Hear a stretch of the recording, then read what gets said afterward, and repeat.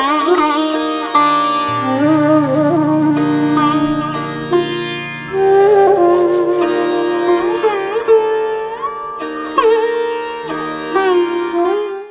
बताया था कि जटायु दशरथ जी के मित्र थे। ये बात बहुत कम लोग जानते हैं, इसलिए सीता जी की आवाज़ को पहचानता था। एक कहानी इसमें याद आती है कि एक महात्मा ने बड़े मजे से कहते थे कि ब्रह्म ज्ञान का मतलब क्या होता है? शरीर की चेतना के पार हो जाना, एक क्षण में बड़े काम के लिए शरीर को त्यागने की सामर्थ्य रखना। गहरी बात है, एक क्षण में, ज्यादा टाइम सोचने विचारने में नहीं लगेगा, एक क्षण में बड़े काम के लिए शरीर को त्यागने की सामर्थ्य रखना। वो महात्मा बड़े अद्भुत बात कहते हैं, बहुत अद्भुत। रानी लक्ष्मीबाई ने से भगत सिंह श्रेष्ठ है।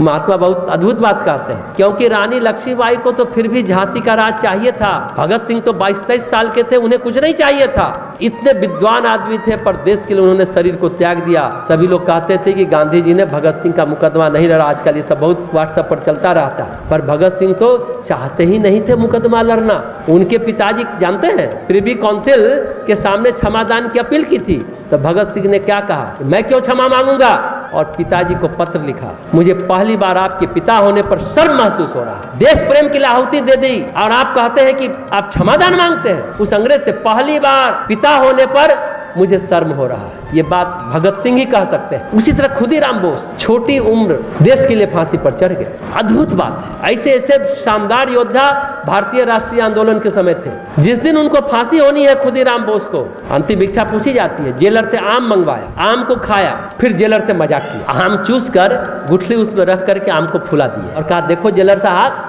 थोड़ी देर में मुझे फांसी होने वाली है, मुझे आम खाने का मन करेगा क्या? ये आम आप खा लीजिए, आपके लिए है, आप खा जाओ। जेलर ने आम खाने के लिए उससे उठाया तो देखा उसमें तो आम तो था ही नहीं, सिर्फ गुठली थी। 16 साल का लड़का खुदीराम बोस खूब हंसा। जेलर रोने लगा।